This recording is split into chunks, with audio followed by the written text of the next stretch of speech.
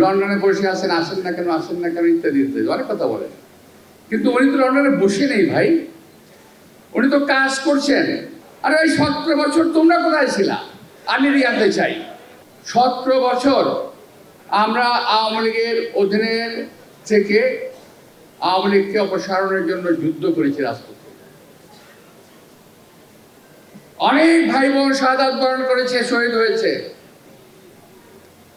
আমরাও মৃত্যুর ঝুঁকি নিয়ে জেল জুলুম খেটে এতটা বছর কখনো পরিবার থেকে বিচ্ছিন্ন হয়ে, কখনো পরিবারের মধ্যে থেকে, কখনো জেলে, কখনো রাজপথে থেকে আমরা যুদ্ধ করে যখন শেষ সময় আসছে, একটা তীব্র আন্দোলনের মুখে এই সরকারের পতন ঘটেছে।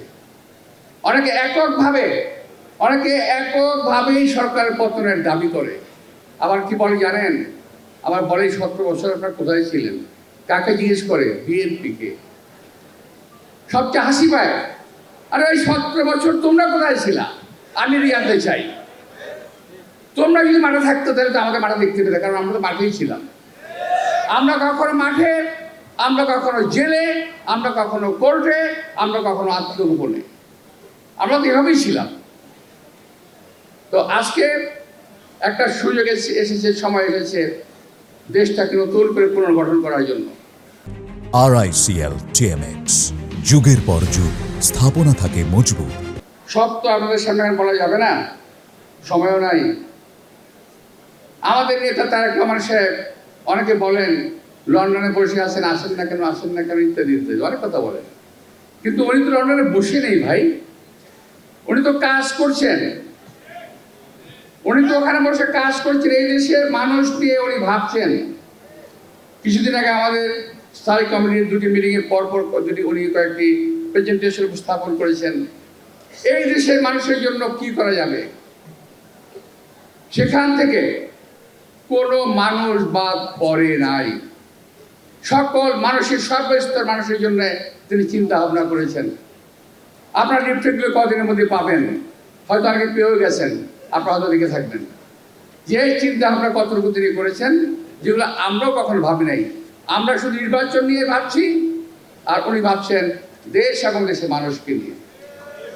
সেই তারেক রহমান হলো শহীদ রাষ্ট্রপতি জিয়া রহমান এবং দেশনেত্রী বেগম খালেদা জিয়ার সুযোগ্য উত্তরসূরি আমি বিশ্বাস করি। এই দেশের মানুষকে যেমনি শহীদ রাষ্ট্রপতি জিয়া রহমান দিয়েছেন, জীবন দিয়ে গেছেন, শহীদ রাষ্ট্রপতি জিয়া রহমানের পর দেশনেত্রী বেগম খালেদা জিয়া যেমনি এই দেশের মানুষকে ভালোবেসে মানুষের জন্য কাজ করেছেন, আজকে আমাদের একটা চেয়ারম্যান তারেক রহমান তাই করেছেন।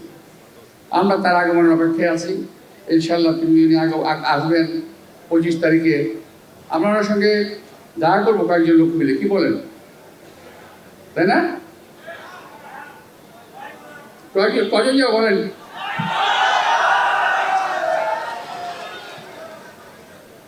আমি বা আপনি যাই বা না যাই, দেশের মানুষ অপেক্ষা করবে না আমার আপনার জন্য। দেশের মানুষ সেদিন প্রমাণ করবে এতদিন যাবৎ ওই মুখ পোড়ারা আমাদের নেতা সম্পর্কে যা কিছু বলছেন সমস্ত কিছুই ভুয়া এবং মিথ্যা। সব কিছু প্রমাণ করে দিয়ে সেই দিন ঢাকার মাটিতে